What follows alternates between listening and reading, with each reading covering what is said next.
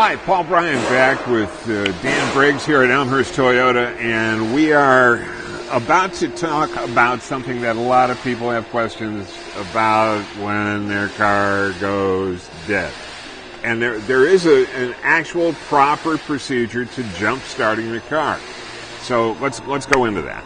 Absolutely. First thing that we want to talk about as far as when a battery dies, generally it could be something as far as a poor quality battery or possibly a battery that has long exceeded its life. Those items could cause a battery to be bad. However, leaving a dome light on overnight also happens. Wouldn't condemn the battery on that, but in an emergency type basis, you should be able to jump start your car. You can get it back, and it can come back. Okay. Absolutely. So the first thing we want to do is make sure the key is in the off position. Okay. We're going to take the battery positive terminal cable cover off. If you notice, it's got a plus here for positive. The battery is also marked positive for the positive battery terminal, negative for the negative battery terminal. Okay.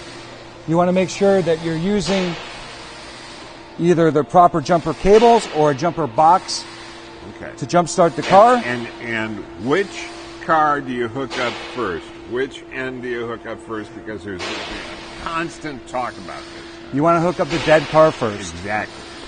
You want to make sure the positive to positive and negative to negative. In the that battery order. terminals are also correct. Okay. Are also marked positive. Okay. Generally red. Red. Okay. So I'm We'll going to hook go. up Gonna hook positive. up Then the negative terminal there.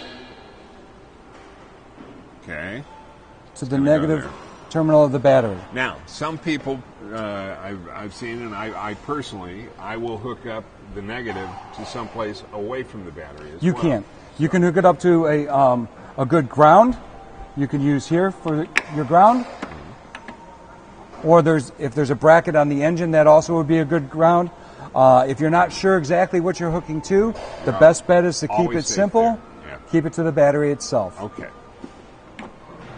So we're hooked up. Once there. it's hooked up, then you should be able to start the vehicle, put the keys in the ignition, turn the vehicle on. Now, when you put it on, let it sit for a couple of minutes. If you're using a jumper pack, no need to do that. You should just fire right up.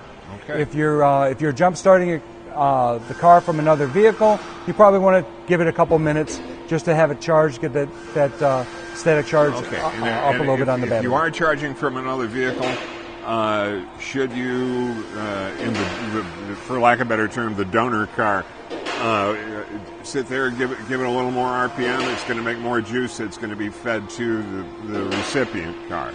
That would be true. You want to try and up the engine RPM, depending on how many people you have to help you do that. If you don't have the extra body to help increase the engine RPM, just give it just a minute or two. Okay. Have that static charge in the battery come up a little bit, and then you should be able to fire the engine right Okay, off. let's recap then.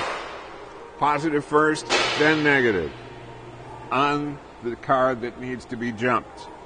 Then, if you're working off of this, you're good to go. If you're working off a donor car, you hook up, same order on that car. Correct. Positive to positive, negative to negative. And Bob's your uncle, as they say. Okay, thank you.